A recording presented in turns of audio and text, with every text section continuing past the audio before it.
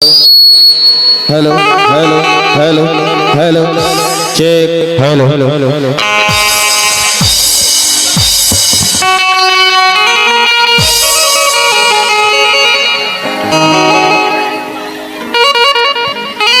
Hello. चलिए हमारे उपस्थित महानुभाव, चलिए पेश हो रहा है हंसी का हंगामा। Hello hello hello hello. आइए श्रोताओं, सबसे पहली बात यह है कि आप लोग जो प्रोग्राम देख रहे हैं, आप लोगों के गांव के बीचों बीच में हो रही है। इसमें मर्द लोग से थोड़ा सा भी कम औरत लोग नहीं बैठी है, इसलिए लिहाजा रखते हुए बोलना है। क्योंकि अगर यहाँ पर आप लोगों के पिताजी बैठे हुए हैं तो समझिए हमारा भी पिताजी बैठे हैं। अगर आप लोग की माँ बैठी हुई है तो हमारी भी माँ बैठी है। अगर आप लोग की बहन बैठी है तो समझिए हमारी भी बहन बैठी है। अगर उसी प्रकार अगर यहाँ पर आप लोग की पत्नी वाइफ या मेहरारू बैठी है तो समझिए हमारी भी खैर कोई बात नहीं चले। मैं मुंह बजावला के कौन बोला एक से खाली लोग पहुँचल बटे मैं बताई मुंह बजावला के कौन गोरो जीवा। अच्छा एगो भैया पाणे जी के नाच पता लगल बा, आइल बटे केने हो त केने ना। अभी एगो आदमी बा ओकरे से हम पूछबे करी ले, बाकी केहू से हम ना पूछी ले। देखी वो आदमी बा केने है। अच्छा वही देखते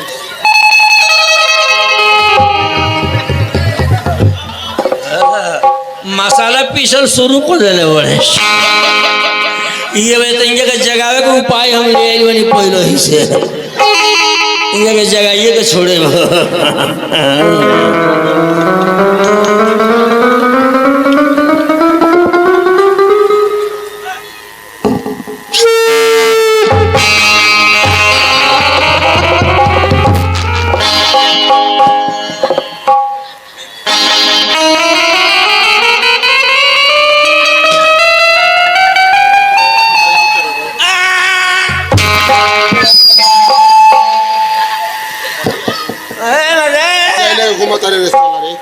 तेरा भोगिन खाती किन ले बनी जागते हमारे कान में बोझे मेरे साला ते नहीं। तो तू कथी करते रह? हम अपन चुपचाप बैठल बनी रे सारे। चुपचाप बैठल रह कि सुतर रह? सुतर वाला गाँव उल्टे में हमारे का मारता बड़ा था। कौन तो नहीं सरो बोल लो तू। तेरा मां मुँह में फाड़ दे, दू फाड़ा फाड़ दे बोल लू। हाँ मुँह दू फाड़ा फाड़ दे वो मुँह फाड़ दे खाएम के नहने से। होश में रह के बोल साला ते नहीं जन ले। होश में बनी बात समझ में आ रहा है कि फटना मार दे रहा आराम तो आराम था खराब। अब तू ले लो। हाँ ले धो दो धो दो।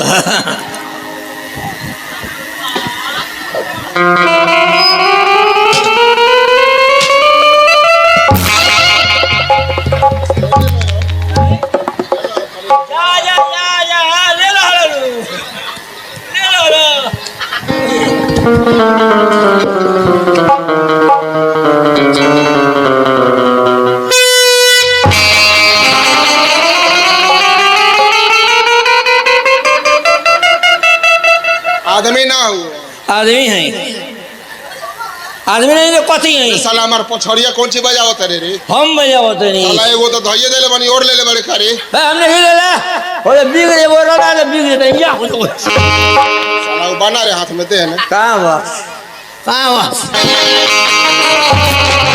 भाई में बढ़ाई है में बा मानहर बनी नहीं खेलो को लोगो ता केने बा होश में रह के। हाँ जाना होश में बनी कथी बड़ी जमौलो ले लो ले जा घर ले जा चोरा करे सारवार केने से साले आओ जा।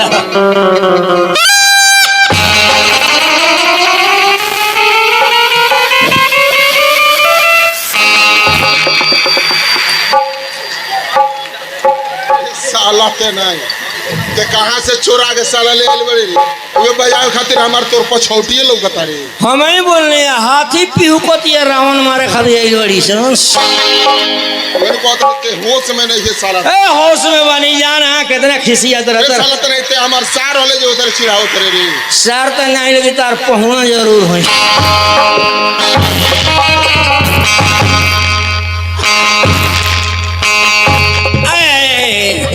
जाए मर्द बोहन नहीं के कोई ले बुझा था तेरा घर में पकड़ाई बनी हुए कर तेरा मर्द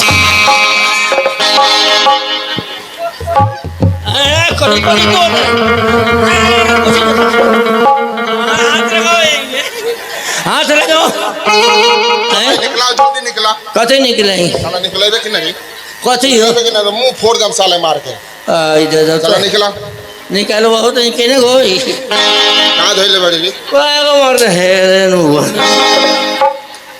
अरे साला एगो और ही हो बोलो नहीं है साला चेक करा चेक कर मर्द हाथ लगा के देखो हमारा विश्वास नहीं कि सब जब जब साला तो कोई ना कोई से निकला के बाजा होते बड़े तो ना मर्द कहाँ है बाबा बाय को बा कहाँ लुको लो ने होइले ने कदे लुको लो कहाँ या ये मर्द बात नहीं ना साले अब बजाइयो हाँ ना बजाए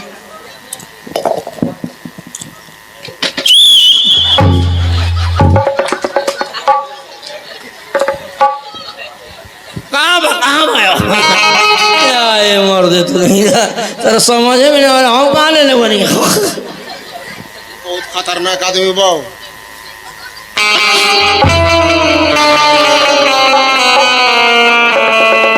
अरे साला ते ना मन भी मान गई बनी साला ये पीछे हमारे कब कब फंस देले बाड़ी रे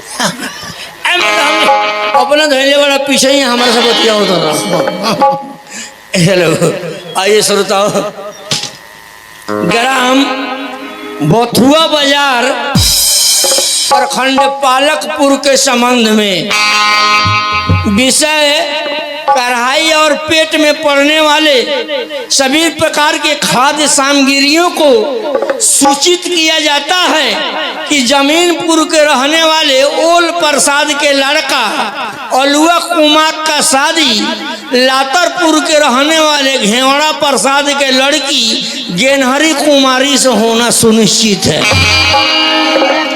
और बारात करने के लिए कटहर का भंटा का काच केरा चाचा लौकी चाची भिंडी भौजी गाजर जादू फूल को भी फूफा और बंद को भी फुआ आ रही है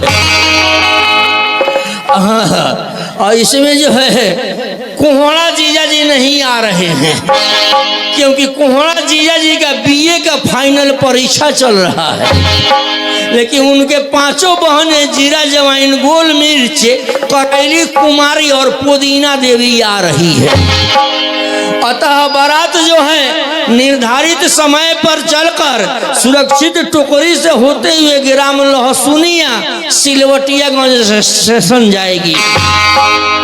दर्शनाभिलाषी कुकुर कुमार थुथुर कुमार बिलाट प्रसाद सियार पांडे एवं चूहा चौधरी आकांक्षी नेऊर पड़ी थी। अतः आप लोग भी सदा आमंत्रित हैं, आप लोग भी आइएगा। ए जी जाऊँगा का चल गए नहीं हमको ये हो गया है बारात में हो रहा।